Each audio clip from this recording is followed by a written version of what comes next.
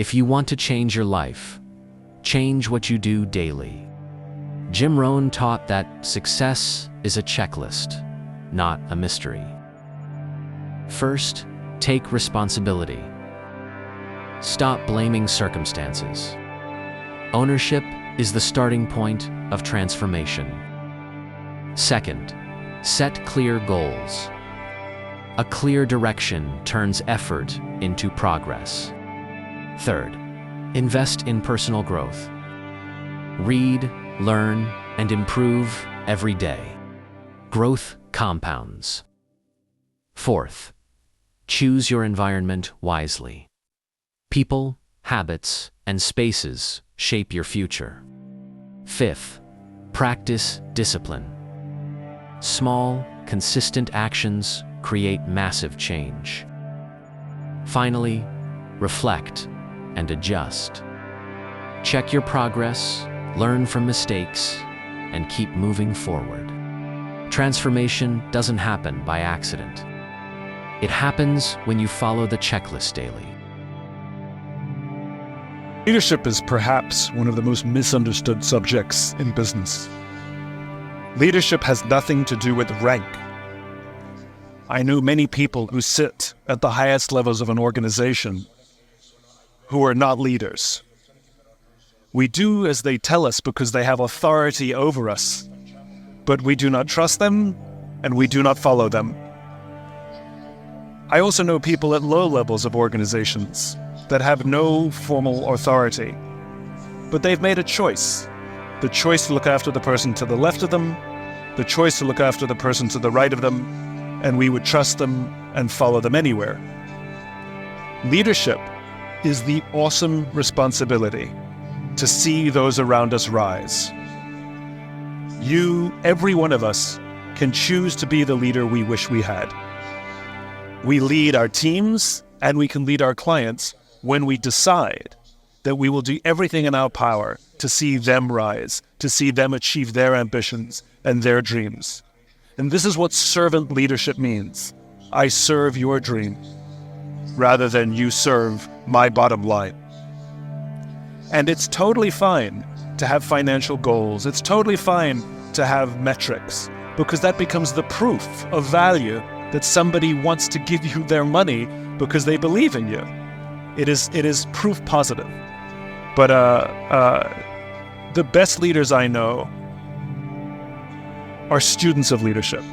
There's no such thing as an expert leader. It doesn't exist. Like there's no such thing as an expert parent. It doesn't exist. Right? We are students of leadership. And even the most senior leaders constantly are reading books, reading articles, watching talks, having conversations all the time about leadership. They're always in learning mode. And I think for anyone who wants to be a leader, you have to choose to be a student of the subject. Like anything, if you want to be good at something, you have to study it. And the most ignored characteristic of leadership, we talk about vision and charisma. Yes, these are important. But I've known some wonderful leaders who don't have huge world-changing vision. I've known some wonderful leaders that are quiet and sit in the corner, but they all have courage. The courage to advance a vision, the courage to ignore the short-term ups and downs of the business, the courage to take risks on people, the courage to believe in people, the courage to speak truth to power, the courage to do the right thing and have integrity. I think courage is a very undervalued characteristic of leadership. Here's how I went from knowing 0 people to getting Mark Cuban to invest in my company and Richard Branson inviting me to spend a week at his house in Switzerland. So here's the deal. I recently had a bunch of my high-end clients in town in this place called Kelowna where I live in British Columbia.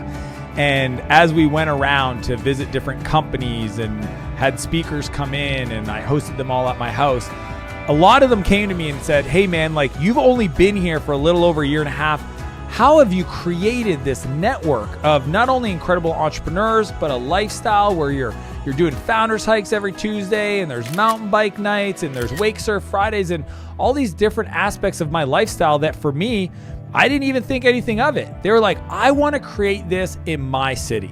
And what I did is I sat down and I unpacked it, because people have come to me over the years and be like, how did you build this network? How do you get Mark Cuban to decide to write you a check for 250 grand, not on Shark Tank, for your company? Like, who did you know to get him to do that? Or why did you spend a week with Richard Branson, with Tim Ferriss, and the co-founder of Square and the founder of Braintree that sold for 800 million? Like, what happened in your life that got people to want to spend time with you and invite you to do these things? And what I want to share with you is my strategies for networking with billionaires, creating value when you feel like you don't have a lot to give, or reach out to people in a way that doesn't look douchey. I mean, so many people do this wrong, and I want to break down the 4 key areas that I think will take your networking, your ability to add value, to another level.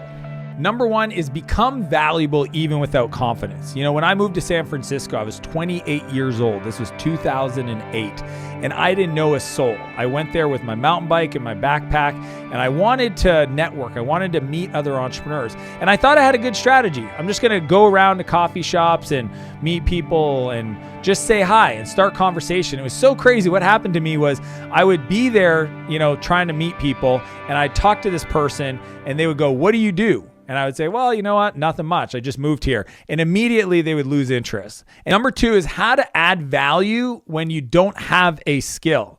See, a lot of people are like, well, I don't know where I can be helpful. I don't have a thing like sales or marketing that can help somebody get a result really quick, right? I'm not that organized. I'm not good at project management. I'm not that outgoing. I just don't have that skill. Here's the thing that I underestimated for years, and it's the idea of bringing people together. That alone adds a ton of value for people. The third strategy is how to be a fan of somebody without being a weirdo. You know, I used to think that I don't want to be that guy. You know, those people that they run around, they meet somebody that's doing something interesting, and they're always like glad handing, and they're like asking for a photo, and they're just, it's almost like they're collecting relationships, right? You're not even sure if they even know what that person has done. They're just like, oh, that person's important, so I'm going to take a picture with them. So I never wanted to be that guy. But what I've come to appreciate and understand is I want to be other people's biggest fans.